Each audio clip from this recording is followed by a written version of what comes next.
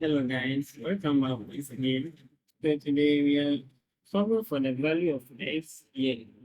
You have x exponent 4 on 3, which is equal to 81. Okay. So with this, let's take the power of 3 on 4 to both sides. Okay. So it's going to be x exponent 4 on 3 bracket exponent 3 on 4 equal to 81 exponent 3 on 4. So we are going to x exponent 4 on 3 multiplied by 3 on 4, which is equal to 81 exponent 3 on 4. So this will cancel this. So we have x is equal to 81 exponent 3 on 4. Okay.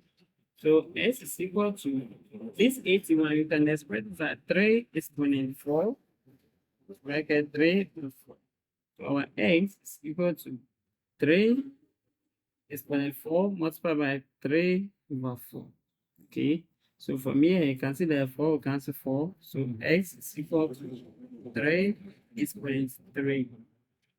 Okay. So our s is equal to 3 exponent 3 is 27. Okay. Now let's verify to see if it is indeed 27.